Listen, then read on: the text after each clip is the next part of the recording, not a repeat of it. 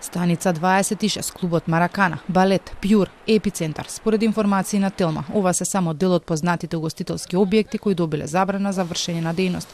Целосно не ги исполнувале мерките за заштита и спасување. Немаат пломба на вратите, но се под клуч. Се додека не ги отстранат недостатоците, нема да работат, брифираат истите извори. Кај некој, како на пример кај станица 26, има активна лиценца, но треба да достават одредени документи и да направат одредени измени. Од Дирекцијата за заштита и спасување се уште не ги откриваат имињата, но потврдија дека има затворено објекти. Продолжуваат со акцијата и проверките. Извршени се вкупно 73 инспекцијски надзори, од кои вкупно 36 платни налози за правни лица, исто толку 36 платни налози за одговорно лице во правното лице и изречени се вкупно 24 забрани за користење на објекти. До овој момент не можеме да конкретно да кажеме за кои дискотеки, устителски објекти станува збор во интерес на акцијата, откако ќе заврши дополнително и скоординирано со останатите институции, ќе излеземе со соопштение до медиумите, така ќе опознаеме целата македонска јавност.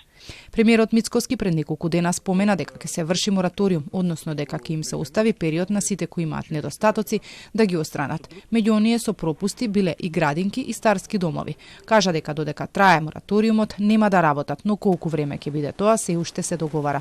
Сепак по ваквата најава на премиерот останува нејасно дали и на кој начин ќе се изведе овој мораториум, дали со суспензија на закони, на законски акти.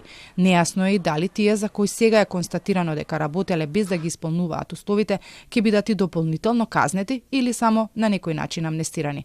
Изминативе денови постојано слушаме и дека има недостаток на кадар во инспекторатите. Според годишниот план за работа на ДПИ не се предвидени нови работувања. Нема ниту кој да ги замени и оние кои заминуваат во пензија.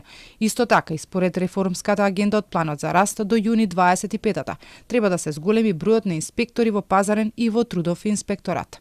Премиерот пак тврди дека се ќе било завршено.